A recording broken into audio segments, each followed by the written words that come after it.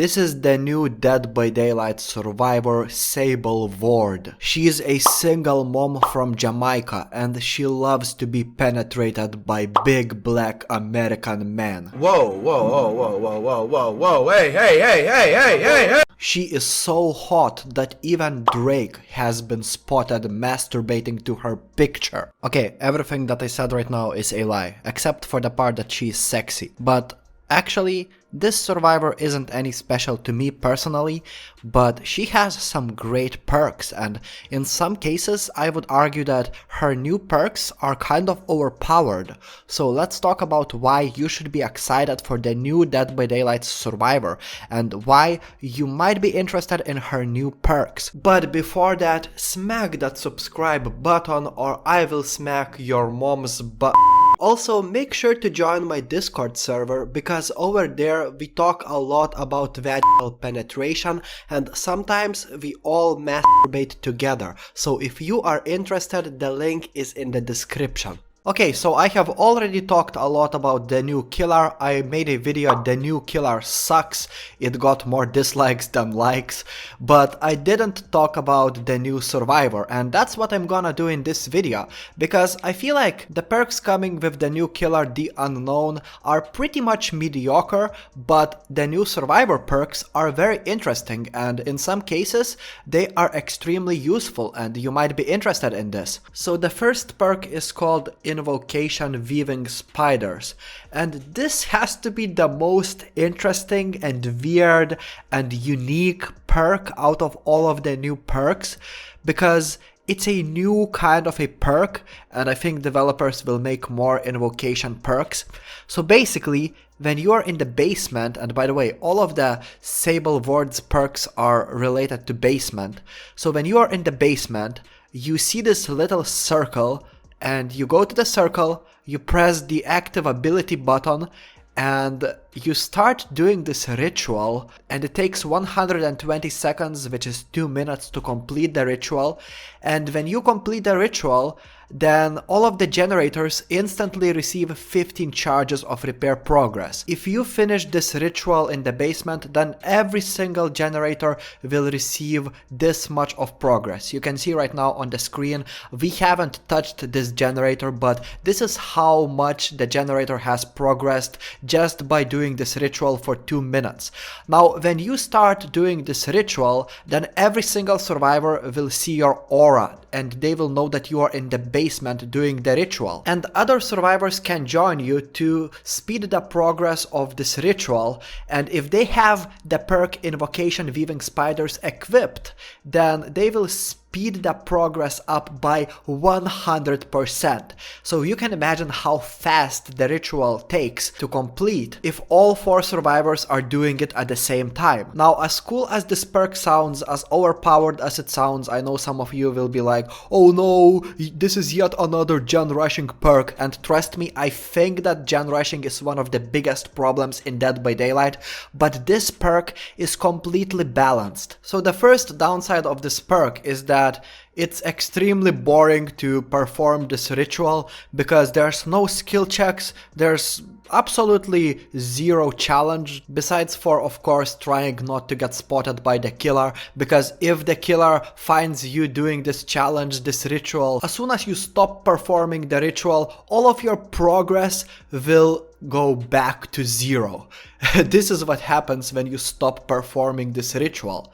And it's extremely annoying and frustrating because for 2 minutes you just have to stand there and not do anything. I was literally eating a cheeseburger while performing the ritual. That's how slow and boring this ritual actually is, and it's like, it's one of the most boring things you can do in Dead by Daylight, probably even more boring than repairing generators, and nobody likes repairing generators. That is like the most boring aspect of playing Survivor in Dead by Daylight. Another bad thing about this perk is that after finishing the ritual, you automatically enter the injured state and you cannot heal for the remainder of the trial, so you are basically broken for the rest of the match. You cannot heal yourself, and it makes it not dwarf to perform this ritual in the beginning of the game, because of course you are increasing your chances of not escaping. Why would you do that? And I know there will be some idiots, especially right when this chapter goes live, who will run to the basement as fast as possible when the match begins and try to rush this ritual. And it's literally making it easier for the killer to kill you, because it doesn't matter that every generator gains 15 charges, which is actually a lot. But what matters is that you are broken for the rest of the game, so the killer has to hit you just once to down you, literally. It makes it easier for the killer, and as a person who loves to play killer, I will let you perform this ritual in the beginning of the match in the basement, because it will make the rest of the game easier for me. Now, the best way to use this perk and the strongest way to take advantage of this perk is to play this game with your friends. And when you use this perk strategically, when every single survivor in the match has this perk, it makes it very easy to gen rush. I would say when you take this perk with you into a match, use it when there's like 1 or 2 generators left. Use it when you're like the last or like one of the last survivors in the trial. This perk will be a meta perk for survive with friends teams that are communicating on Discord, that have special perk builds made to repair generators faster. But for solo survivor players like me, this perk just isn't it. Let's be fair, guys. You want to enjoy the game, you want to have fun in this game, you want to go for those chases and the most exciting moments, you know, and this perk removes a lot of that, and it's just not really fun when you are alone. So this perk is not overpowered, but it's by far the weirdest perk, and it's a very cool perk, and I'm very interested in what's gonna come next, because this survivor actually proved me wrong. I thought we would not see any good perks with this survivor, but I was wrong.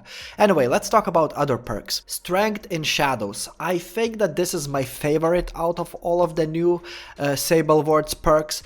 This perk, the way it works is very simple. It's like self-care, but only available when you're in the basement. Why would you take this instead of self-care? Well, self-care is much slower than this perk. Just to compare self-care with Strength in Shadows and to tell you how much better Strength in Shadows actually is, self-care heals you at 35% of the normal healing speed, and Strength in Shadows heals you at 60% of the normal healing speed.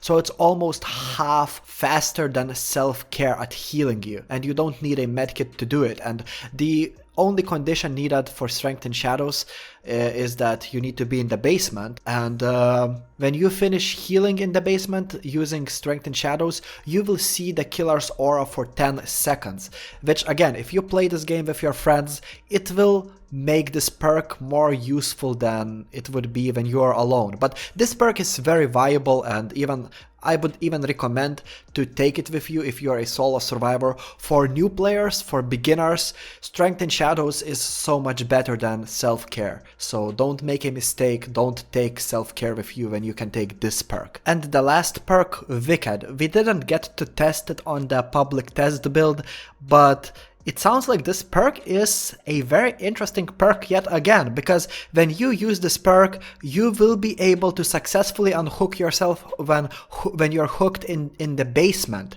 And it's 100% guaranteed that you will be able to successfully unhook yourself when you're in the basement. And when you get unhooked when you're in the basement, or when you unhook yourself, you will be able to see the killer's aura for 20 seconds, which is a very long time. Now, you might think this perk is overpowered, and that's what I thought at first, but it really needs to meet the conditions. I mean, most of the games, the killer won't even hook you in the basement, let's be fair. Most of the games, the basement is just like a side place, and like this perk is situational, and still, if you get hooked in the basement, that's one hook state. The killer still needs to hook you twice to kill you, which, like, this is a cool perk. I think it's not overpowered in my opinion, but again, we need to test this perk. I won't really comment on it much, but it's an interesting perk nonetheless.